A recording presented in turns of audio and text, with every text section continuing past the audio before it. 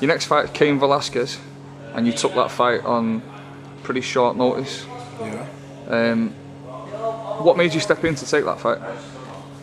That's it's mean a lot. Maybe to be the next contender, you know, for the belt, and of course, you know, to push myself in the same direction. You know. Yeah, I took this fight, and hopefully he's gonna be lucky for me. We talk about Cain being a very, very good wrestler, one of the best wrestlers in the heavyweight division, and people say, oh, you know, Cheick Kongo's a kickboxer, he doesn't wrestle, he's got no ground game. But we saw you deal with Mustafa Al-Turk. He couldn't take you down, he couldn't wrestle you. Are people confused about your wrestling game? Are you much better at wrestling than what people think you are? No, because I'm still the same, you know. And of course, you know, I had some skills, but you know, sometimes, you know, you're very lazy. And fortunately, you know, it wasn't a big deal for me, you know, to don't show this kind of techniques. But right now, you know, I have to grow up, you know, to express myself, and of course, fight with all the arm, you know, I got for each fight. Is the ground game something that you're working on quite a lot? Are we ever going to see Cheick Kongo pull off a submission? No, I don't care, you know, just let's go away, you know, and just fight, and let's see what's happening during the fight. But you know, for people, you know, it's better to make to give a true, you know, like a TKO or KO, than try to get some decision. And of course, if I do some submission, why not? But I don't care, you know. I just go for the easy way to win. How far from a title shot do you think you are now? Are you in the picture?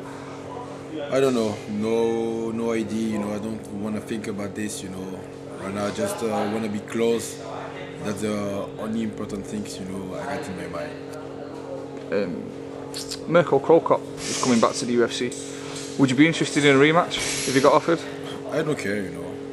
If you get the belt, why not? You know, whatever, you know. But who cares? You know, fight him or another one. For me, that's the same thing. You know, he's not called Mr. Mirko CroCop. Of course, it's a great fighter, you know. But I don't care, him or whatever. You know, I'm a fighter, you know.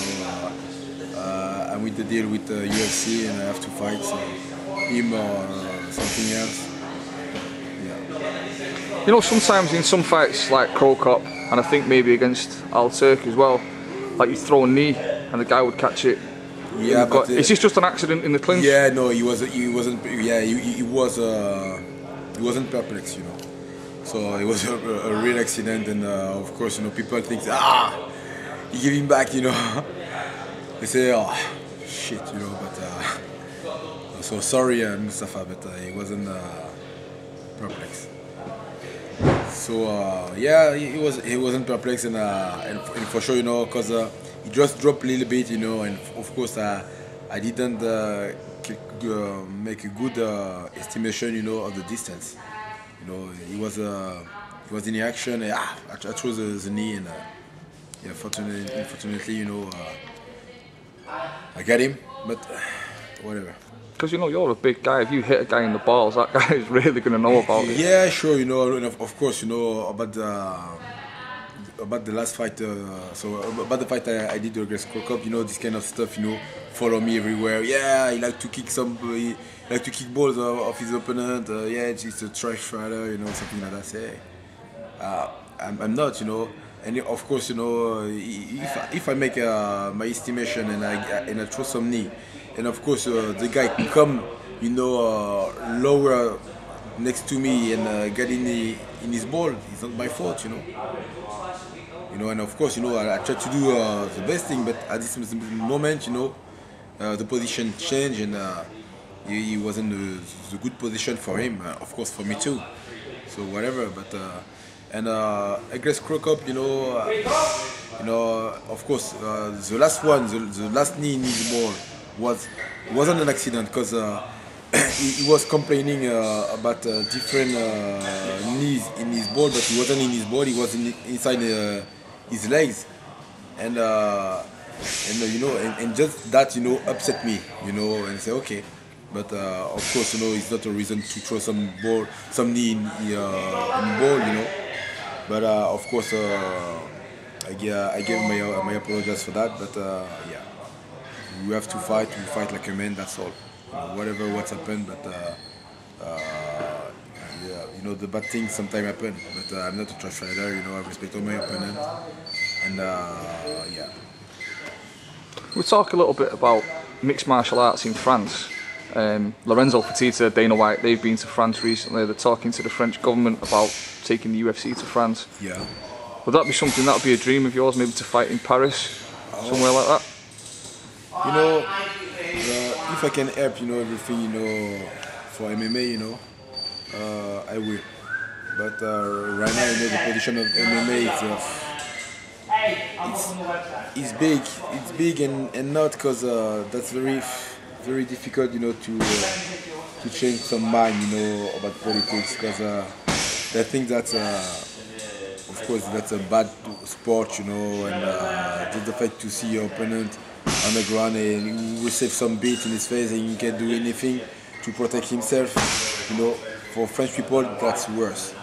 That's and somewhere I said no, it's not worse, and of course it could be weird, but you know, that's a technique. You know, if you have a skill, you know, to escape and of course play some skills to put up and down, yeah, sounds good. But you know, French people sometimes are very not lazy, but just late, you know, on the new thing. But whatever, you know. France is like that, and they're still like that with all tradition, all rules, you know. The last time we saw you on video, you were kicking Paul Kelly in the leg. What have you got planned for him next? You seem to like torturing Paul Kelly. Every time Paul Kelly's on video and you're around, you run up and... Yeah, but you know, it's just a game between both kids, you know, and of course I'm the big kid. I'm bigger kid than him, and of course, you know, I'm a real kid because I don't give up, you know. If we start to play, just be sure, you know, it's gonna be for long. and of course he starts, and I say, Paul, be careful. Paul, pay attention. And Paul said, nah, Cheick Kongo, you know, and whatever. I say, Paul, watch out and everything, but Paul keep going. It's all right. Let's do this, you know. And of course, you know, he did a bad thing, you know, but whatever. I'm not here to explain what he did, because it was just a joke between him and me, you know. So, you know, right now people saw the video and say, oh, Cheick Kongo is a bully. You know, he take advantage about his because he's a big guy, you know. I say, no, why did you say that, you know? I can play with everyone, you know, bigger than me or smaller than me, whatever, but it's just a game, you know. And people didn't realize it was a joke. It was a game between him and me, and of course, you know, I'm not here, you know, just to hurt him, you know. It's just a game, and of course, for this kick, I was a winner because few people saw everything he did to me, but right now all the world knows. And if I got this fucking nickname like a bully guy, you know, whatever. But I'm just stay gentle with my friend, you know, and with him too, you know. And again, you know, that's a game, that's a joke. It's not real, and of course, I can take advantage and kick some people in the street like that, you know, for any reason. Because you and Paul Kelly are pretty good friends, right? Yeah, we are good friends. Of course, we are not good friends